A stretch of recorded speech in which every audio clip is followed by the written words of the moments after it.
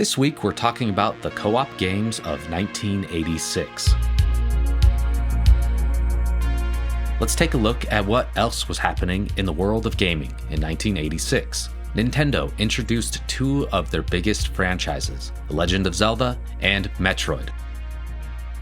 In Japan, we saw the first Adventure Island on the Famicom and MSX. Nintendo would also bring the first Dragon Quest, Kid Icarus, Castlevania, and Super Mario Bros. 2, which would of course be called The Lost Levels in the US. On the Sega Master System, we were introduced to Sega's first mascot, Alex Kidd.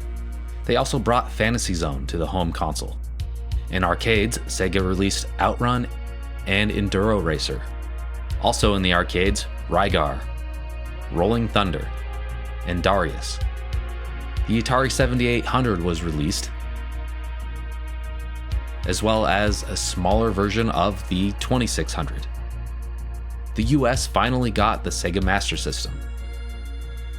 The Twin Famicom and the Famicom Disk System were both released in Japan.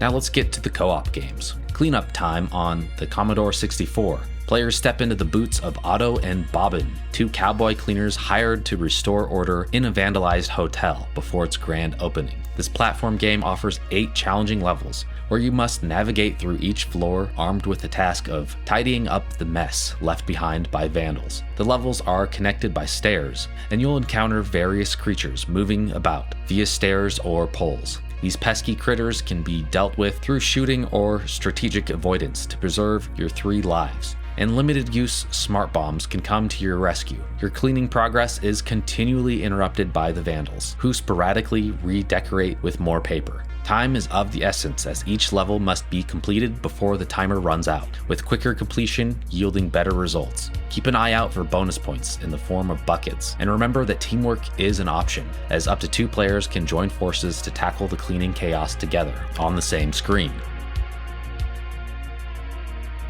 Let's keep talking about the Commodore 64. Druid, while not initially captivating, blossoms into a favorite Gauntlet-style adventure game through the process of adaptation and learning. The journey from bewilderment to mastery mirrors the gameplay's evolution. Initially, the multicolor visuals and tile set design might appear stretched and somewhat square, but the trade-off becomes clear. A wealth of attacks, creatures, and diverse game worlds, all in a single load. The game's simplicity aids navigation, preventing players from getting lost. The numerous stages offer both numerical and thematic variety, keeping the experience engaging. While the absence of in-game music is noticeable, the catchy theme and effective sound effects maintain an enjoyable atmosphere. Controls are smooth, although they can feel awkward during hectic battles. Overall, Druid may be overshadowed by its sequel, but it stands as a solid and gratifying adventure game that rewards exploration and growth.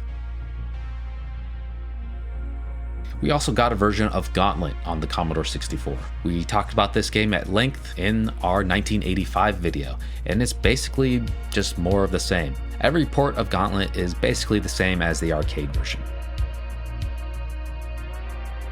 The same year, we received Gauntlet II in the arcades. It continues the dungeon-crawling adventure with expanded features. This fantasy-themed top-down hack-and-slash game allows players to choose from 4 character classes: Warrior, Valkyrie, Wizard, and Elf, with the option for multiple players to select the same class, distinguished by character palettes. New level designs introduce altered playfield, and a unique It enemy draws all foes towards the afflicted player, adding an element of tag to the game. The ability to ricochet shots off walls, acid puddles, and challenging enemies like a formidable dragon contribute to the adventure's complexity, with secret rooms and player contests enhancing the experience.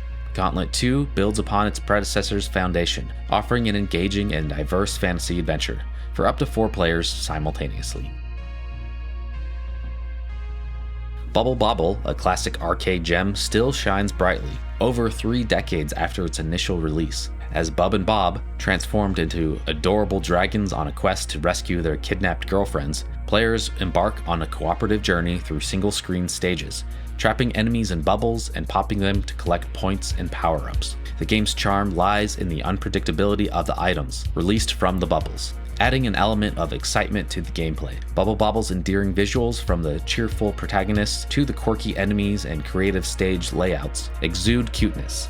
The unforgettable theme music and delightful sound effects further enhance the presentation. While the game's difficulty spikes can be frustrating, the competitive high score mode and timed caravan mode offer additional challenges. Despite a few minor issues, Bobble remains a timeless arcade classic that continues to captivate players with its addictive cooperative gameplay and irresistible charm.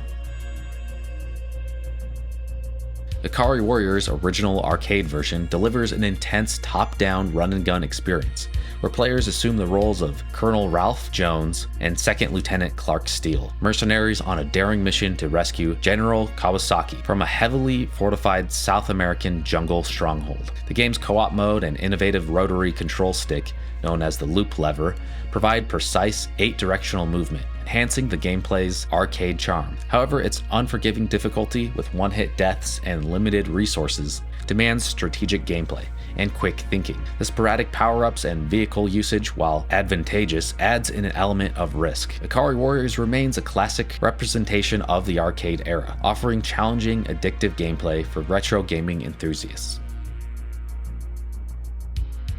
Salamander, released in the wake of Gradius and preceding Gradius II, offers a unique twist on the iconic Gradius formula. Although not a direct sequel, it shares core elements while introducing some notable changes. Piloting the Vic Viper, rebranded as USS Lightspeed in the English arcade intro, players embark on a mission to save the planet Lattice from the enigmatic Zelos. The arsenal includes familiar weapons like missiles, lasers, options, and shields, with the addition of the Ripple Laser. The notable shift lies in power-up mechanics, as enemies drop random power-ups instead of a selection bar. The game boasts 6 alternating stages with both horizontal and vertical perspectives, showcasing impressive graphics for its time. Salamander delivers an intense challenge, particularly in later stages. With the absence of a checkpoint system, its engaging 2-player mode adds a cooperative edge, ensuring memorable arcade experiences. The original Rampage also came out in arcades. This classic game, featuring 3 mutated creatures wreaking havoc on city buildings, is a true relic of simpler times. The premise is straightforward. Choose a giant wolf man, ape man, or lizard woman and unleash destruction on structures across various levels. Climbing, jumping, and smashing buildings with your fists is the name of the game. Power-ups from the army and the people in the buildings keep the action going. The game's graphics were impressive at the time, with vibrant 2D models and detailed cityscapes. The humor was refreshing, with comical facial expressions and hilarious moments like munching on a bazooka-wielding army man. The smashing sounds and realistic roars adds to the immersive experience. However, what truly made Rampage shine was its 2-player mode, where the game transformed into competitive mayhem. Coordinating and competing with a friend for bonus points made the game endlessly entertaining, while playing solo can get repetitive. Teaming up with a friend turned Rampage into addictive fun. Quartet presents a distinctive twist on classic arcade gaming, offering a side-scrolling shooter platformer experience. In this 4-player simultaneous action game, you assume the role of one of 4 unique characters, each armed with distinct weapons, embarking on a mission to liberate a space colony overrun by space pirates. Throughout the levels, you'll encounter power-ups and adversities, with boss battles unlocking your path forward. The real allure of Quartet shines when played in multiplayer mode, where cooperation and competition intermingle as players collaborate toward a shared goal, while vying for top scores. Visually, Quartet boasts decent graphics and memorable music, though it may lack variety.